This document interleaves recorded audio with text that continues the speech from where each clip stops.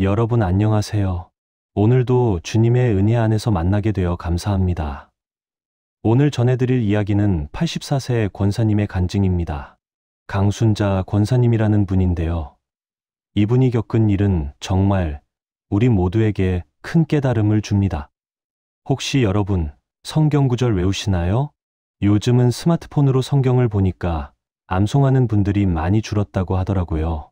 그런데 오늘 이야기를 들으시면 생각이 완전히 달라지실 겁니다. 이 이야기는 지금으로부터 1년 전 정확히 2024년 10월에 일어난 일입니다. 그날은 평범한 가을 아침이었어요. 서울 은평구에 사시는 강순자 권사님의 하루도 늘 그랬던 것처럼 새벽 5시에 시작됐습니다. 권사님은 39세 때 교회에 처음 나오셨어요. 그때부터 지금까지 45년간 한 번도 새벽 기도를 걸은 적이 없으셨죠. 아프든 건강하든 날씨가 좋든 나쁘든 상관없이 매일 아침 교회로 향하셨습니다. 84세라는 고령이었지만 권사님의 신앙생활은 젊은 사람들보다 더 열정적이었어요. 물론 몸은 예전 같지 않았습니다. 10년 전부터 백내장이 시작돼서 이제는 성경책 글씨가 거의 안 보였어요. 당뇨병도 15년째 앓고 계셨습니다. 매일 아침 혈당을 재고 약을 먹어야 했죠. 손발이 자주 저리고 감각이 둔해지는 증상도 있었습니다. 발에 상처가 나도 잘 모를 정도였어요. 고혈압도 심했습니다. 아침 저녁으로 약을 빠뜨리면 안 됐어요. 한 번은 약을 안 먹고 잠들었다가 새벽에 어지러워서 깬 적도 있었죠. 그 후로는 절대 약을 거르지 않으셨습니다. 무릎 관절도 많이 안 좋아졌어요. 계단 오르내릴 때마다 통증이 왔고 오래 서 있으면 다리가 붓곤 했습니다. 그래도 권사님은 매주 주일마다 교회 청소를 도맡아 하셨어요. 권사님의 남편은 20년 전에 돌아가셨습니다. 심근경색으로 갑자기 세상을 떠나셨죠. 그때 권사님은 64세였어요. 혼자 남겨진 슬픔이 너무 컸지만 권사님은 무너지지 않았습니다. 두 아들이 있었어요. 큰아들은 회사에 다니고 작은아들은 자영업을 했습니다. 권사님은 큰아들 가족과 함께 살고 있었어요. 며느리와 손자 손녀가 있어서 외롭지는 않았습니다. 하지만 나이가 들수록 몸은 점점 힘들어졌어요. 아침에 일어날 때마다 여기저기 안 아픈 곳이 없었습니다. 그래도 권사님은 불평하지 않았어요. 오히려 감사하며 사셨죠. 2024년 10월 15일 화요일이었습니다. 그날도 권사님은 새벽 5시 정각에 눈을 뜨셨어요. 알람이 울리기도 전에 일어나는 게 습관이 됐거든요. 45년간 그렇게 살아오셨으니까요. 침대에서 일어나 앉자마자 무릎이 욱신거렸습니다. 어젯밤에 손자가 숙제 도와달라고 해서 오래 앉아 있었거든요. 관절이 굳은 느낌이었어요. 하지만 권사님은 침대 옆에 무릎 꿇고 기도부터 했습니다. 하나님 감사합니다. 오늘도 눈 뜨게 하시고 숨 쉬게 하시니 감사합니다. 오늘도 주님을 예배하게 하시니 감사합니다. 짧은 기도였지만 진심이 담겨 있었어요. 세면장에 가서 세수를 하는데 거울에 비친 자신의 모습이 보였습니다. 주름투성이 얼굴, 희끗희끗한 머리카락, 침침한 눈. 84년의 세월이 그대로 느껴졌어요. 하지만 권사님은 웃으며 말했습니다. 주님, 이 나이까지 살게 하시니 감사합니다. 많은 사람들이 이 나이까지 못 사는데 저는 건강하게 살고 있잖아요. 그렇게 혼잣말로 감사 기도를 하셨어요. 옷을 갈아입고 거실로 나왔습니다. 아들 가족은 아직 자고 있었어요. 권사님은 조용히 현관문을 열고 나갔습니다. 교회까지는 걸어서 15분 거리였어요. 예전에는 10분이면 갔는데 이제는 좀 더 걸렸습니다. 가로등이 켜진 새벽거리를 걸어가는데 시원한 바람이 불었어요. 가을 바람이 상쾌했습니다. 권사님은 걸으면서도 기도했어요. 주님 감사합니다. 이렇게 걸을 수 있게 하시니 감사합니다. 교회에 도착했을 때는 5시 20분이었습니다. 벌써 몇 분이 와 계셨어요. 다들 권사님을 보고 인사했습니다. 순자 권사님 오셨어요. 권사님도 웃으며 인사했죠. 기도실에 들어가서 늘 앉던 자리에 앉았습니다. 제일 뒷자리 구석이었어요. 권사님은 맨 앞자리를 좋아하지 않았습니다. 뒤에서 조용히 기도하는 게 더 좋았거든요. 무릎을 꿇고 기도를 시작했습니다. 가족을 위한 기도, 교회를 위한 기도, 나라를 위한 기도. 권사님의 기도 제목은 늘 비슷했어요. 자신을 위한 기도는 거의 없었습니다. 새벽 기도회가 시작됐습니다. 찬양을 부르고 목사님이 설교를 하셨어요. 그날 본문은 시편 23편이었습니다. 여호와는 나의 목자시니 내게 부족함이 없으리로다. 권사님은 그 말씀을 들으며 눈을 감았습니다. 시편 23편은 권사님이 가장 사랑하는 말씀이었어요. 남편이 돌아가셨을 때 붙잡았던 말씀이기도 했죠. 권사님은 그 말씀을 통째로 외우고 있었습니다. 설교가 끝나고 자유 기도 시간이 됐습니다. 권사님은 다시 무릎을 꿇고 기도했어요. 주님 감사합니다. 오늘도 이렇게 말씀을 듣게 하시니 감사합니다. 기도하다가 문득 가슴이 답답한 느낌이 들었습니다. 숨이 좀 가빠지는 것 같았어요. 나이 들어서 그러려니 했습니다. 요즘 자주 그랬거든요. 기도를 계속했습니다.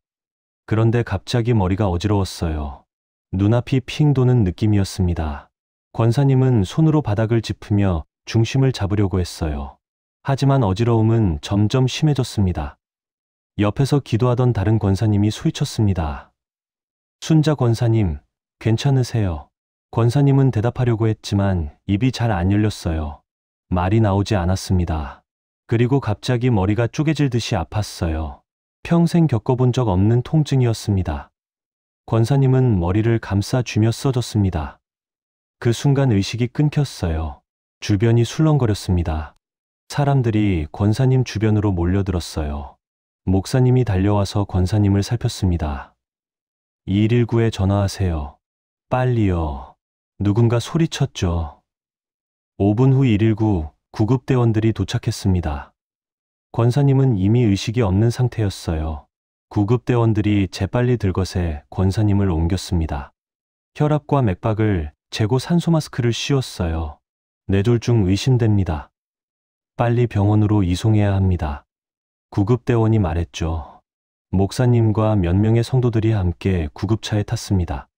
사이렌을 울리며 병원으로 향했어요. 구급차 안에서 목사님은 권사님의 손을 잡고 기도했습니다. 주님, 순자 권사님을 살려주세요. 아직 이분이 할 일이 많습니다. 제발 살려주세요. 눈물을 흘리며 간절히 기도했어요. 권사님의 집에도 연락이 갔습니다. 아들이 전화를 받고 깜짝 놀랐어요. 뭐라고요? 어머니가 쓰러지셨다고요. 지금 어디예요? 황급히 옷을 입고 병원으로 달려갔습니다. 응급실에 도착했을 때는 새벽 6시가 조금 넘은 시각이었습니다. 의료진이 재빨리 권사님을 진료실로 옮겼어요. CT 촬영을 하고 각종 검사를 시작했습니다. 30분 후 의사가 나와서 말했습니다. 뇌출혈입니다. 상당히 많이 진행된 상태예요. 지금 당장 수술을 해야 하는데 환자분 나이가 84세시고 기저질환도 많아서 위험 부담이 큽니다. 아들이 울먹이며 물었어요. 그럼 어떻게 해야 하나요? 수술 안 하면 어떻게 되는 건가요? 의사가 심각한 표정으로 대답했습니다. 수술 안 하면 생명이 위험합니다. 하지만 수술을 해도 성공률이 높지 않아요. 아들은 떨리는 손으로 수술 동의서에 서명했습니다. 해주세요. 수술해주세요. 어머니를 살려주세요. 의사가 고개를 끄덕이고 수술실로 들어갔어요. 수술실 밖에서 가족들이 모여 기도했습니다. 아들과 며느리, 작은아들도 달려왔어요. 손자, 손녀들까지 모두 모여서 울며 기도했습니다. 하나님, 할머니를 살려주세요. 교회 성도들도 소식을 듣고 병원으로 왔습니다. 복도가 기도하는 사람들로 가득 찼어요. 모두 한마음으로 권사님을 위해 기도했습니다. 주님, 순자 권사님을 지켜주세요. 수술은 3시간 동안 계속됐습니다. 가족들은 초조하게 기다렸어요. 기도하고 또 기도했습니다. 시간이 너무 느리게 가는 것 같았어요. 오전 10시가 되어서야 수술실 문이 열렸습니다. 의사가 나왔어요. 가족들이 일제히 일어났습니다. 의사 선생님, 어머니는요? 어머니 어떻게 됐어요? 의사가 천천히 말했습니다. 수술은 일단 성공했습니다. 출혈 부위를 제거했어요. 하지만 아직 안심할 단계는 아닙니다. 앞으로 48시간이 고비예요. 의식을 되찾을지는 지켜봐야 합니다. 환자분 나이가 많고 몸 상태가 좋지 않아서 회복이 쉽지 않을 겁니다. 최선을 다하겠지만 기적을 기대하셔야 할 것 같습니다. 의사의 말에 가족들은 눈물을 흘렸어요. 권사님은 중환자실로 옮겨졌습니다. 온몸에 관이 연결돼 있었어요. 인공호흡기를 달고 각종 모니터가 생명징후를 체크하고 있었습니다. 얼굴은 창백했고 눈은 감겨 있었어요. 가족들은 유리창 너머로 권사님을 바라봤습니다. 면회 시간이 아니라 들어갈 수 없었어요. 아들이 유리창에 손을 대고 울었습니다. 어머니, 정신 차리세요. 눈 떠보세요. 목사님이 와서 가족들을 위로했습니다. 하나님이 지켜주실 겁니다. 우리 계속 기도합시다. 순자 권사님은 하나님이 쓰시는 귀한 일꾼이에요. 하나님이 반드시 살려주실 겁니다. 교회에서는 특별 기도회가 열렸습니다. 저녁 예배 시간에 모든 성도들이 모여서 권사님을 위해 기도했어요. 어떤 사람은 금식 기도를 시작했고 어떤 사람은 철야 기도를 했습니다.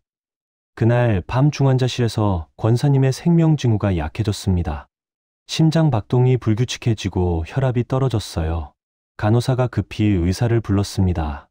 모니터에서 경고음이 울렸죠. 의료진이 달려와서 응급처치를 했습니다. 제세동기를 준비하고 약물을 투여했어요. 권사님의 몸이 경련을 일으켰습니다. 가족들은 밖에서 그 모습을 보며 울부짖었어요.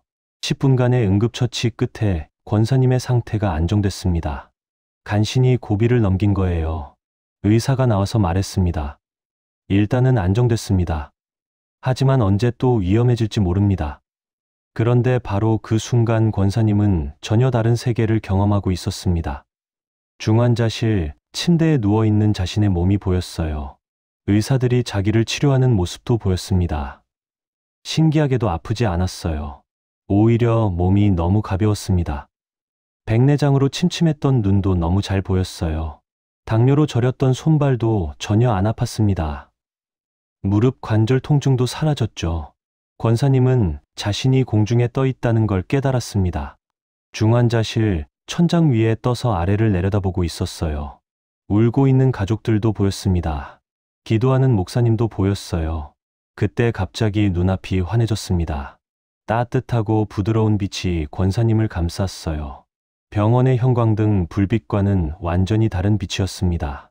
마치 햇살처럼 따뜻하고 포근한 빛이었죠. 권사님은 그 빛을 따라가기 시작했습니다. 무서운 느낌은 전혀 없었어요. 오히려 그 빛 속으로 들어가고 싶었습니다. 빛이 권사님을 끌어당기는 것 같았어요. 빛 속으로 들어가자 넓은 공간이 펼쳐졌습니다. 말로 표현할 수 없을 만큼 아름다운 곳이었어요. 하늘도 아니고 땅도 아닌 신비한 공간이었습니다. 그리고 권사님은 놀라운 광경을 목격했습니다. 수많은 글자들이 공중에 떠다니고 있었어요. 자세히 보니 모두 성경 구절이었습니다. 한글로 된 성경 말씀들이 금빛으로 빛나며 떠다니고 있었죠. 요한복음 3장 16절이 보였습니다. 하나님이 세상을 이처럼 사랑하사 독생자를 주셨으니 그 구절이 황금빛으로 빛나고 있었어요. 시편 23편도 보였습니다. 여호와는 나의 목자시니 내게 부족함이 없으리로다. 로마서 8장 28절도 있었어요. 우리가 알거니와 하나님을 사랑하는 자, 곧 그의 뜻대로 부르심을 입은 자들에게는 모든 것이 합력하여 선을 이루느니라. 빌립보서 4장 13절도 빛나고 있었습니다. 권사님은 깨달았습니다. 이 구절들은 모두 자신이 평생 암송했던 말씀들이었어요. 39세에 교회 나온 후부터 지금까지 45년간 외웠던 성경 구절들이 모두 여기 있었습니다. 각 구절들이 마치 별처럼 빛나고 있었어요. 어떤 구절은 더 밝게 빛났고 어떤 구절은 조금 덜 빛났습니다. 권사님이 더 자주 암송하고 더 간절히 기도했던 구절일수록 더 밝게 빛나는 것 같았어요. 그 구절들 사이를 걸어가는데 한 구절이 권사님 앞으로 다가왔습니다. 요한복음 3장 16절이었어요. 그 구절이 빛나자 갑자기 과거의 장면이 펼쳐졌습니다. 권사님의 39세 모습이 보였어요. 그때는 1980년이었습니다. 남편이 사업에 실패해서 집을 잃었던 때였죠. 빛만 잔뜩 남고 살고조차 없어진 상황이었습니다. 절망 속에서 권사님은 친구의 권유로 교회에 나가기 시작했어요. 첫 주일 예배에서 목사님이 요한복음 3장 16절을 읽었습니다. 하나님이 세상을 이처럼 사랑하사 독생자를 주셨으니 이는 그를 믿는 자마다 멸망하지 않고 영생을 얻게 하려 하심이라. 그 말씀을 들은 순간 권사님은 눈물이 쏟아졌어요. 하나님이 나를 사랑하신다고요. 이렇게 힘든 나를요. 그날부터 권사님은 그 구절을 붙잡고 기도하기 시작했습니다. 매일 아침 일어나서 제일 먼저 그 구절을 암송했어요. 하나님이 세상을 이처럼 사랑하사. 잠들기 전에도 그 구절을 되뇌었습니다. 이는 그를 믿는 자마다 멸망하지 않고 영생을 얻게 하려 하심이라. 그 말씀을 붙잡고 6개월을 기도했더니 신기하게도 길이 열렸어요. 남편이 새로운 일자리를 구했고 조금씩 빚을 갚아나갈 수 있었습니다. 2년 후에는 작은 집도 마련할 수 있었죠. 권사님은 그때를 떠올리며 깨달았습니다. 그 구절이 자신을 살렸다는 것을요. 절망 속에서 그 말씀을 붙잡지 않았다면 살아남지 못했을 거라는 생각이 들었어요. 시퀀스 2. 다음으로 다가온 구절은 시편 23편이었습니다. 여호와는 나의 목자시니 내게 부족함이 없으리로다. 그가 나를 푸른 초장에 누이시며 쉴 만한 물가로 인도하시는도다. 그 구절이 밝게 빛나기 시작했어요. 그러자 또 다른 장면이 펼쳐졌습니다. 권사님의 52세 모습이 보였어요. 2003년 겨울이었습니다. 남편이 갑자기 쓰러졌던 날이었죠. 심근경색이었어요. 병원에 실려갔지만 소용없었습니다. 의사가 나와서 말했어요. 유감입니다. 최선을 다했지만 살릴 수 없었습니다. 권사님은 그 말을 듣고 그 자리에서 주저앉았습니다. 남편과 함께한 세월이 30년이었어요. 이제 겨우 50대인데 혼자 남겨진 거였습니다. 두 아들은 아직 대학생이었죠. 어떻게 살아가야 할지 막막했습니다. 장례를 치르고 집으로 돌아온 첫날 밤 권사님은 잠을 이룰 수 없었어요. 방 안을 서성이다가 성경책을 폈습니다. 손이 가는 대로 펼쳐진 곳이 시편 23편이었어요. 여호와는 나의 목자시니 내게 부족함이 없으리로다. 그 구절을 읽는 순간 눈물이 쏟아졌습니다. 권사님은 그 구절을 소리내어 읽기 시작했어요. 울면서 읽고 또 읽었습니다. 그가 나를 푸른 초장에 누이시며 쉴 만한 물가로 인도하시는도다. 내 영혼을 소생시키시고 자기 이름을 위하여 이의 길로 인도하시는도다. 권사님은 그 말씀을 통째로 외우기 시작했어요. 밤새 울며 시편 23편을 암송했습니다. 수십 번 반복해서 외웠어요. 아침이 될 때쯤에는 완전히 외워졌습니다. 그리고 이상하게도 마음에 평안이 찾아왔어요. 그날부터 권사님은 매일 아침 시편 23편을 암송하며 하루를 시작했습니다. 혼자 된 슬픔이 밀려올 때마다 그 구절을 되뇌었어요. 여호와는 나의 목자시니 내게 부족함이 없으리로다. 힘든 일이 생길 때마다 그 말씀을 붙잡고 기도했습니다. 주님, 제 목자가 되어주세요. 이 길을 함께 가주세요. 그러면 신기하게도 길이 열렸어요.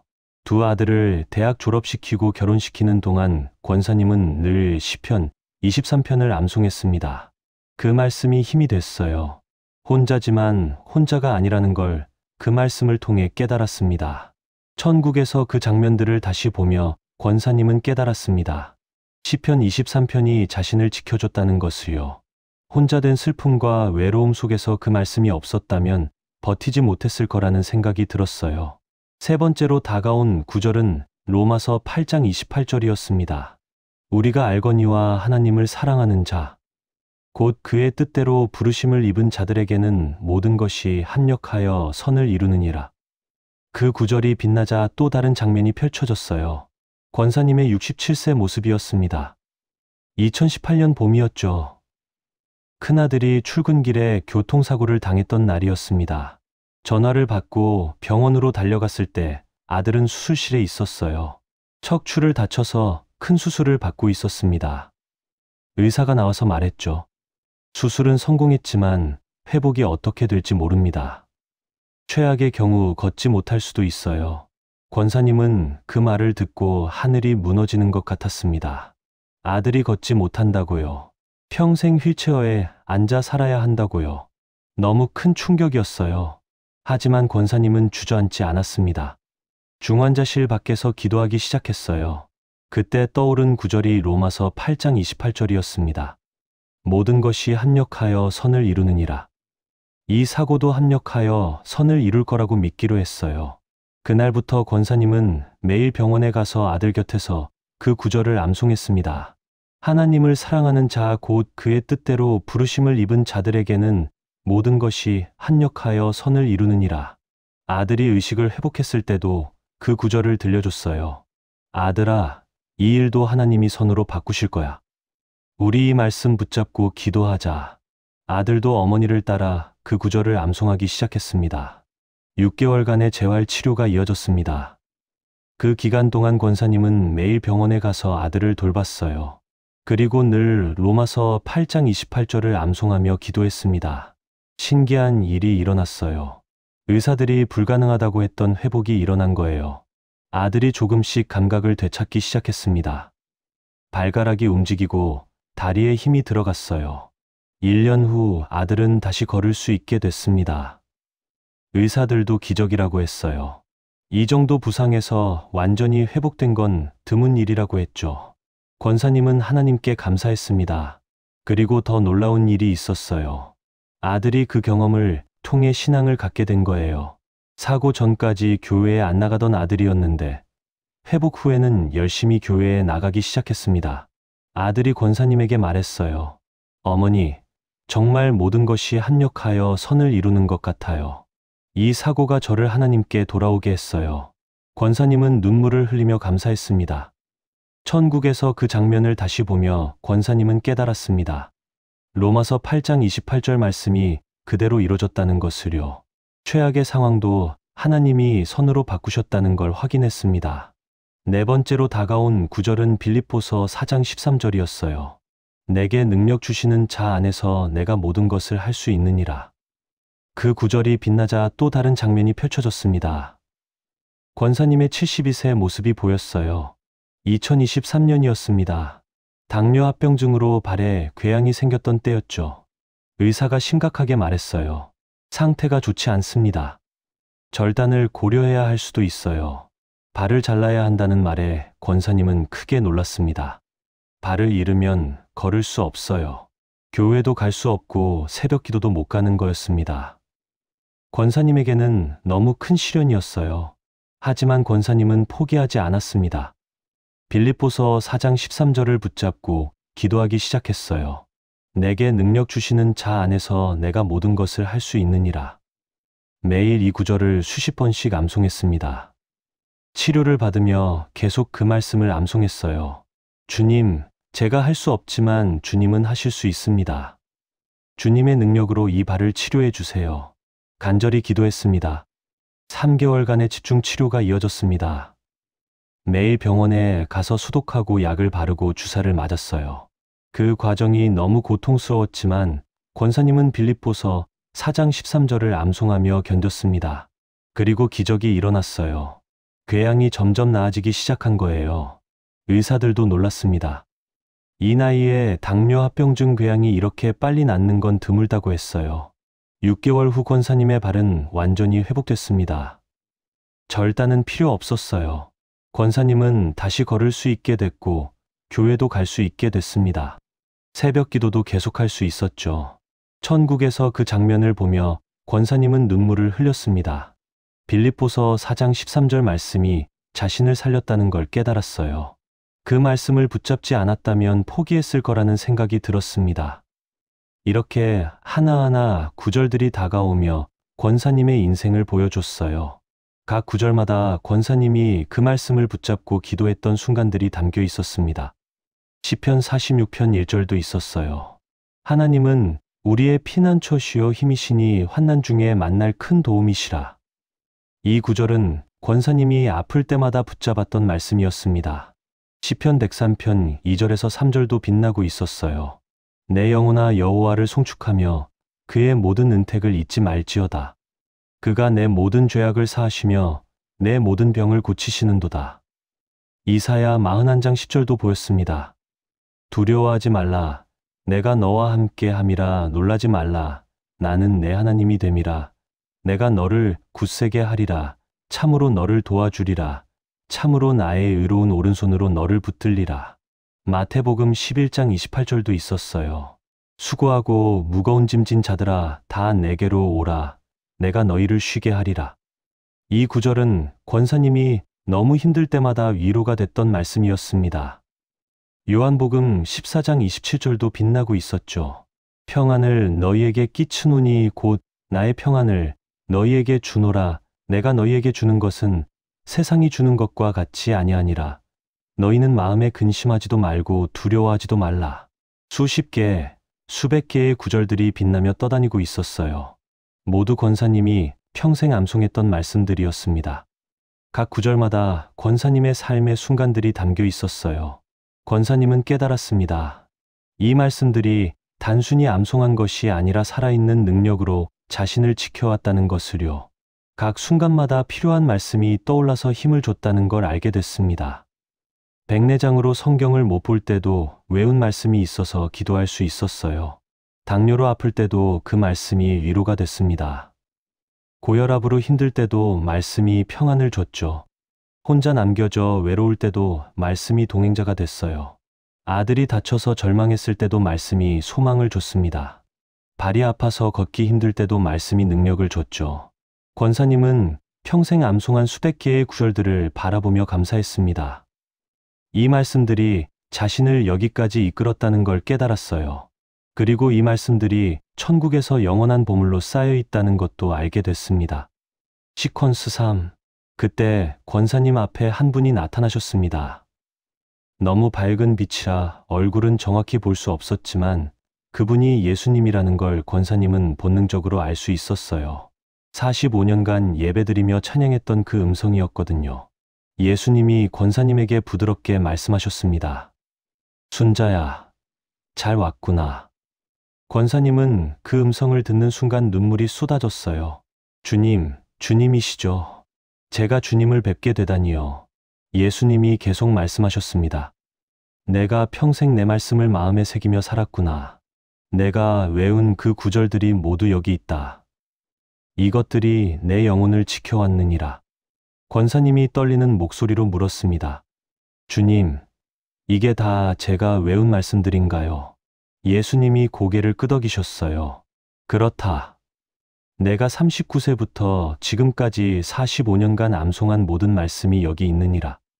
내가 외운 말씀 하나하나가 살아있는 능력이 되어 너를 지켰다. 절망 속에서 위로가 되고 슬픔 속에서 소망이 되고 외로움 속에서 동행자가 됐느니라. 권사님은 그제야 깨달았습니다. 자신이 평생 암송했던 성경 구절들이 단순히 머리로 외운 지식이 아니라 영혼을 지키는 방패였다는 것을요. 예수님이 다시 말씀하셨습니다.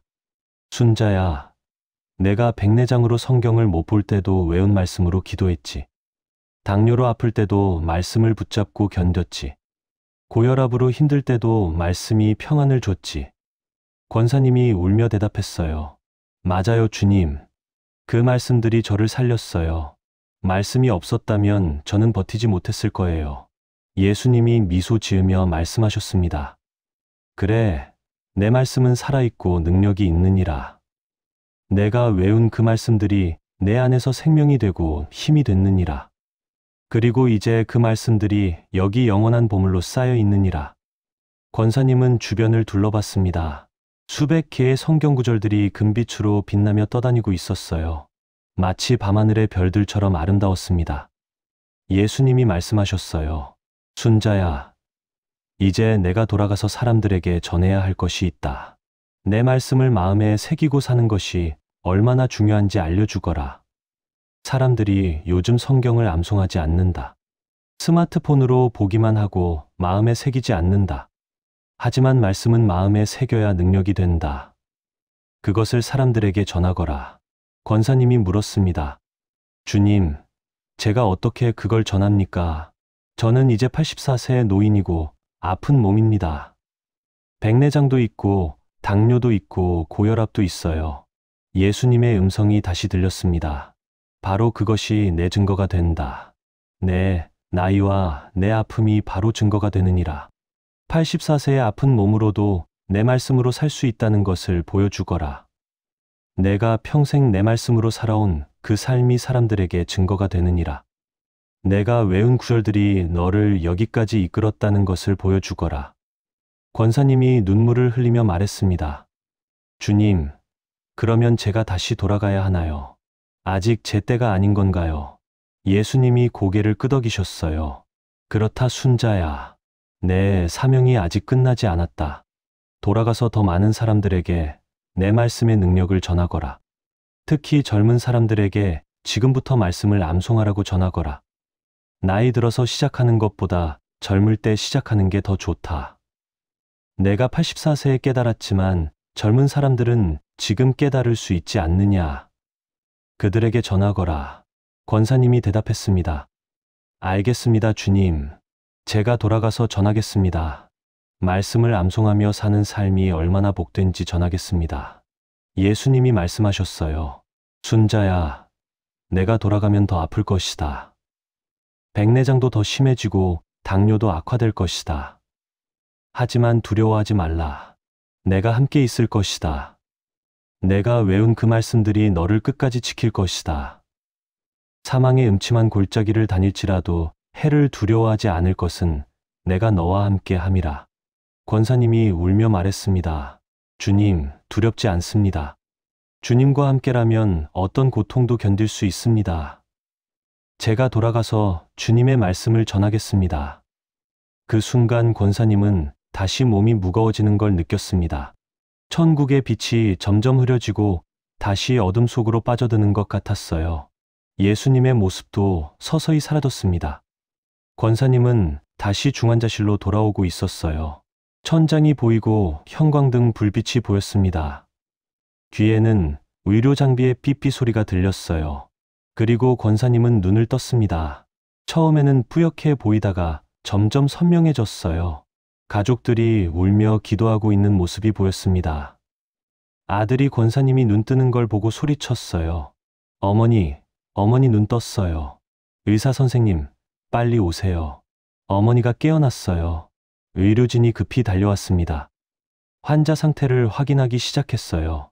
혈압을 재고 맥박을 재고 동공 반응을 확인했습니다. 의사가 놀란 표정으로 말했습니다. 기적입니다. 정말 기적이에요. 이 정도 출혈이면 의식을 못 찾는 게 정상인데 깨어나셨어요. 하나님이 도우신 게 분명합니다. 권사님의 첫 마디는 이거였습니다. 여호와는 나의 목자시니 내게 부족함이 없으리로다. 목소리는 약했지만 또렷했어요. 가족들은 어머니가 정신이 온전한지 확인하려고 물었어요. 어머니, 저 누군지 아세요? 오늘이 며칠인지 아세요? 권사님이 천천히 대답했습니다. 너는 내 큰아들이지. 오늘은 화요일이고 10월이지. 나는 교회 새벽 기도에서 쓰러졌어. 가족들은 눈물을 흘리며 감사했습니다. 권사님이 계속 말했어요. 나 천국 갔다 왔어. 예수님을 만났어. 예수님이 나한테 사명을 주셨어. 사람들에게 말씀 암송의 중요성을 전하라고 하셨어. 아들이 어머니의 손을 잡으며 말했습니다. 어머니, 천천히 말씀하세요. 아직 많이 약하세요. 하지만 권사님은 고개를 저었어요. 아니야. 지금 말해야 해. 내가 본 걸 잊어버리기 전에 말해야 해. 천국에서 내가 평생 외운 성경 구절들이 빛나고 있었어. 그 말씀들이 나를 지켜왔대. 의사가 말했습니다. 권사님, 지금은 쉬셔야 합니다.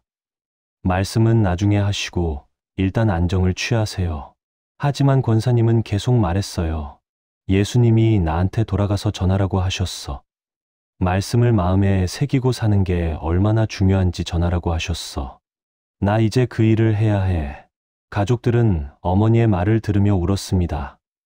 정말 기적이 일어났다는 걸 느꼈어요. 의학적으로 불가능한 회복이었고 어머니의 정신도 온전했습니다. 병원에서 일주일간 입원 치료를 받았습니다. 그동안 권사님은 매일 성경 구절을 암송했어요. 간호사들이 신기해서 물었습니다. 권사님, 그렇게 많은 구절을 어떻게 다 외우셨어요? 권사님이 웃으며 대답하셨죠. 평생 조금씩 외운 거야.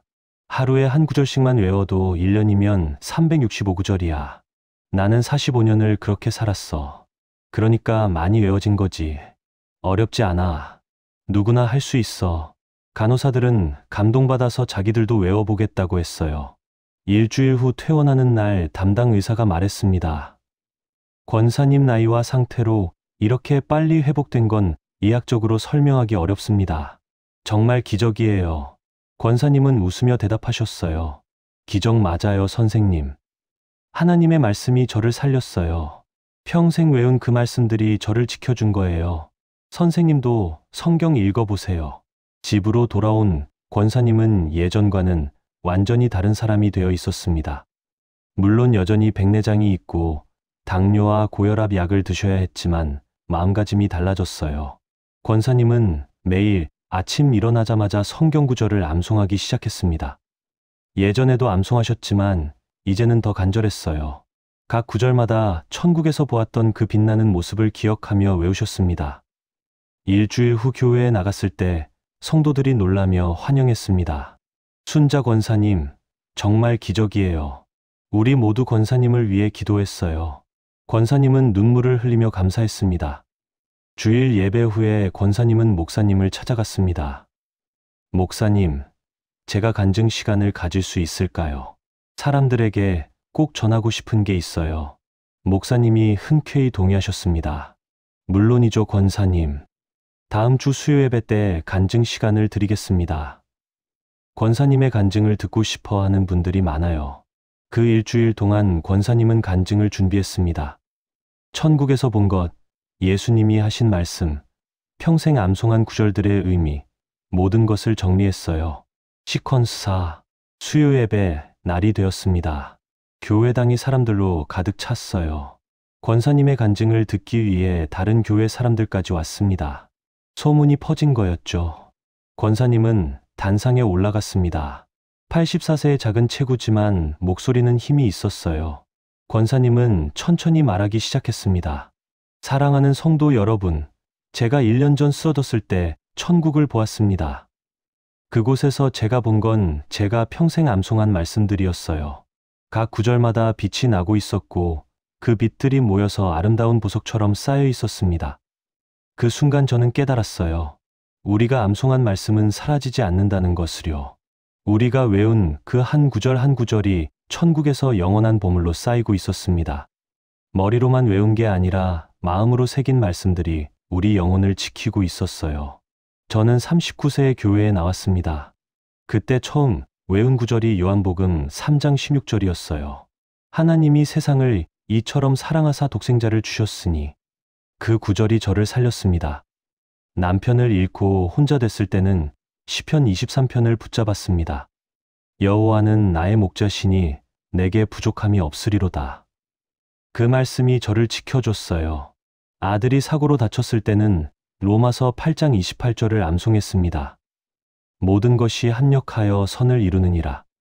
그 말씀이 소망을 줬습니다. 발에 궤양이 생겨 절단 위기에 처했을 때는 빌립보서 4장 13절을 붙잡았어요. 내게 능력 주시는 자 안에서 내가 모든 것을 할 수 있느니라. 그 말씀이 능력을 줬습니다. 여러분, 이것이 말씀의 능력입니다. 우리가 암송한 말씀이 우리를 지킵니다. 천국에서 제가 그것을 확인했어요. 제 평생의 구절들이 빛나며 쌓여 있었습니다. 예수님이 제게 말씀하셨어요. 돌아가서 사람들에게 전하라고. 말씀을 마음에 새기고 사는 게 얼마나 중요한지 알려주라고 하셨습니다. 여러분, 지금 시작하세요. 나이가 많든 적든 상관없습니다. 저는 84세에 깨달았지만 여러분은 지금 깨달았잖아요. 오늘부터 하루에 한 구절씩 시작하세요. 한 달이면 39절, 1년이면 365구절입니다. 10년이면 3,000개가 넘는 구절을 외울 수 있어요. 그 구절들이 여러분의 인생을 지켜줄 겁니다. 힘들 때 위로가 되고, 슬플 때 소망이 되고, 외로울 때 동행자가 될 거예요. 말씀은 살아있고 능력이 있거든요. 권사님의 간증을 듣고 많은 사람들이 울었습니다. 감동받은 거였어요. 간증이 끝나고 목사님이 제안하셨습니다. 순자 권사님, 우리 교회의 말씀 암송반을 만들면 어떨까요? 권사님이 직접 가르쳐 주시면 좋겠어요. 권사님은 기쁘게 동의하셨습니다. 그렇게 2024년 11월부터 암송반이 시작됐습니다. 매주 수요일 오전에 모였어요. 첫 모임에 5명이 왔습니다. 모두 60대 이상의 권사님들이었어요. 권사님은 자신의 경험을 나누며 말씀하셨어요. 우리가 암송한 말씀이 천국에서 빛나는 보석처럼 쌓인답니다. 함께 시작해 봅시다. 처음에는 다들 나이가 들어서 외우기 힘들다고 했어요. 70대 박 권사님이 말했죠. 순자 권사님, 저는 요즘 어제 먹은 밥도 기억 못하는데 성경 구절을 어떻게 외워요? 권사님이 웃으며 대답하셨습니다. 나도 84살이야. 너보다 나이가 많아. 그런데 이건 머리로 외우는 게 아니라 마음으로 새기는 거야. 하루에 한 구절씩만 해도 돼. 그렇게 암송반은 시작됐습니다. 첫 구절은 요한복음 3장 16절이었어요. 권사님이 말씀하셨죠. 이 구절은 내가 39살 때 처음 외운 구절이야. 권사님은 그날의 이야기를 들려주셨습니다. 어떻게 그 구절을 붙잡고 기도했는지, 어떻게 그 말씀이 자신의 삶을 바꿨는지 나눴어요. 다른 권사님들이 눈물을 흘리며 들었습니다. 박 권사님이 말했어요. 그럼 저도 해볼게요. 우리 집도 지금 어려운 일이 있는데 이 구절을 외우면서 기도해 볼게요. 다음 주 수요일 박 권사님이 환한 얼굴로 오셨어요. 순자 권사님, 신기한 일이 있었어요. 그 구절을 매일 외우며 기도했더니 마음이 평안해지더라고요. 권사님이 웃으며 말했죠. 그게 말씀의 능력이야. 우리가 말씀을 마음에 새기면 하나님이 그 말씀으로 우리를 만지시는 거야. 암송반은 점점 커졌습니다. 한 달 후에는 15명이 됐어요. 소문을 듣고 다른 교회에서도 사람들이 왔죠. 나이 든 분들뿐만 아니라 젊은 집사님들도 오기 시작했습니다. 40대 김 집사님이 처음 왔을 때 말했어요. 권사님, 저는 성경을 스마트폰으로 봐서 암송을 안 했어요. 그런데 권사님 간증을 듣고 꼭 배우고 싶어서 왔습니다. 권사님이 김 집사님의 손을 잡으며 말씀하셨죠. 젊을 때 외워두면 더 좋아. 나처럼 나이 들어서 눈이 침침해지면 성경책 보기 힘들거든. 그때 암송한 말씀이 있으면 그게 큰 힘이 돼. 김 집사님은 열심히 외우기 시작했습니다. 한 주에 한 구절씩 외우고 다음 주에 와서 다 같이 암송하는 거예요. 처음에는 어색했지만 점점 익숙해졌습니다. 3달이 지나자 암송반 사람들에게 변화가 나타났어요. 60대 이 권사님이 간증했습니다. 요즘 새벽에 일어나면 제일 먼저 외운 구절이 생각나요. 그걸 되뇌며 기도하면 하루가 달라져요. 70대 최 집사님도 말했죠. 밤에 잠이 안 올 때 외운 구절들을 떠올려요. 그러면 마음이 평안해지면서 잠이 와요. 신기해요. 암송반은 계속 성장했습니다. 6개월 후에는 30명이 넘었어요. 교회 안에서 암송반 사람들을 보면 알 수 있었습니다. 뭔가 다른 평안함이 있었거든요. 목사님이 설교 시간에 말씀하셨어요. 우리 교회에 강순자 권사님이 시작한 암송반이 있습니다. 저도 그 모임에 참석해봤는데 정말 은혜롭더군요. 여러분도 함께 하시길 권합니다. 그날부터 더 많은 사람들이 암송반에 오기 시작했어요. 청년부 학생들도 오고 심지어 중고등부 학생들도 왔습니다. 고등학생 한 명이 권사님께 물었어요. 권사님, 저는 수능 공부하느라 바쁜데 성경 암송까지 할 시간이 있을까요? 권사님이 그 학생의 손을 잡으며 말했죠. 얘야, 지금 외워두면 평생 너를 지켜줄 거야. 나처럼 84살이 돼서도 그 말씀이 힘이 될 거야. 하루 5분만 투자해봐. 그게 내 인생을 바꿀 거야. 그 학생은 권사님의 말을 듣고 암송을 시작했습니다. 매일 아침 등교하기 전 5분씩 한 구절을 외웠어요. 한 달 후 그 학생이 와서 말했습니다. 권사님, 신기해요. 아침에 말씀을 외우고 학교 가면 마음이 평안해요. 시험 볼 때도 긴장이 덜 되고요. 외운 구절이 생각나면서 힘이 나요. 2025년 여름에는 암송반이 교회 밖으로도 알려졌어요. 다른 교회 목사님들이 방문해서 어떻게 운영하는지 배워갔습니다. 어떤 교회는 권사님을 초청해서 간증을 부탁하기도 했죠. 권사님은 자신의 임사체험을 나누며 말씀의 능력을 증거했습니다. 제가 천국에서 본 건 제가 외운 구절들이었어요. 그게 빛나는 보석처럼 쌓여 있었죠. 사람들은 그 이야기를 들으며 결단했습니다. 나도 암송하겠다고, 나도 말씀을 마음에 새기며 살겠다고 다짐했어요. 권사님의 집에는 벽마다 성경 구절이 붙어 있었습니다. 거실에도 부엌에도 화장실에도 성경 구절을 써서 붙여놨어요. 방문하는 사람들이 신기해하며 물었죠. 권사님, 왜 이렇게 많이 붙여놨어요? 권사님이 대답했습니다. 나이가 드니까 자주 봐야 기억나거든. 그리고 벽에 붙여두면 지나가다 보게 되잖아. 그게 자연스럽게 암송으로 이어져.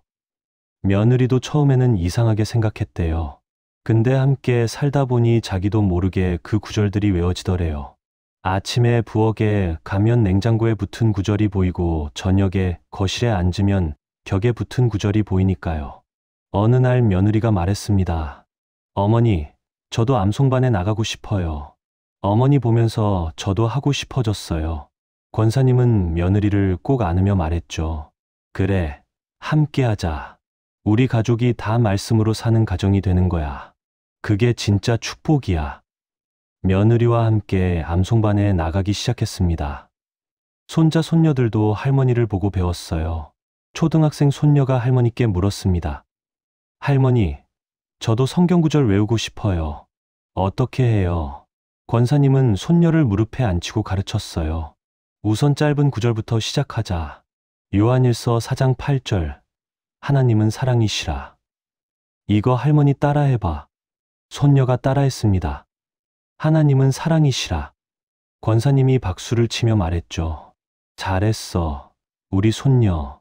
이제 이걸 매일 아침 한 번씩 말해보렴. 그럼 평생 안 잊어버려. 그렇게 권사님의 가정은 말씀으로 가득 찬 가정이 됐습니다.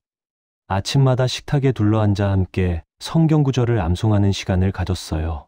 아들이 직장에서 힘든 일이 있어서 우울해하면 권사님이 말씀하셨죠. 아들아, 로마서 8장 28절 기억하지. 모든 것이 합력하여 선을 이루느니라. 이 말씀 붙잡고 기도해봐. 며느리가 아파서 누워있으면 권사님이 가서 말씀하셨어요. 시편 103편 3절. 그가 내 모든 죄악을 사하시며 내 모든 병을 고치시는도다. 이 말씀 믿고 기도하자. 손자가 시험을 앞두고 긴장하면 권사님이 손자의 어깨를 감싸며 말씀하셨죠. 빌립보서 4장 13절. 내게 능력 주시는 자 안에서 내가 모든 것을 할 수 있느니라. 이 말씀 외우고 시험 보렴. 2025년 가을, 권사님은 다시 건강이 나빠졌습니다. 이번에는 당뇨 합병증으로 폐렴이 왔어요. 병원에 입원하셨는데 상태가 좋지 않았습니다. 의사가 가족들에게 말했어요. 85세 고령에 기저질환이 많아서 회복이 쉽지 않을 것 같습니다. 마음의 준비를 하시는 게 좋겠습니다. 가족들이 병실에서 울며 기도했습니다. 주님, 어머니를 지켜주세요. 아직 어머니가 하실 일이 많습니다. 그런데 권사님은 산소 마스크를 쓰고 누워서도 말씀을 암송하고 계셨어요. 간호사가 신기해서 물었습니다. 권사님, 힘드실 텐데 뭐라고 중얼거리세요? 권사님이 작은 목소리로 대답했죠. 시편 23편 외우고 있어요. 여호와는 나의 목자시니 내게 부족함이 없으리로다. 내가 사망의 음침한 골짜기로 다닐지라도 해를 두려워하지 않을 것은 주께서 나와 함께 하심이라. 간호사는 그 모습을 보며 눈물을 흘렸습니다.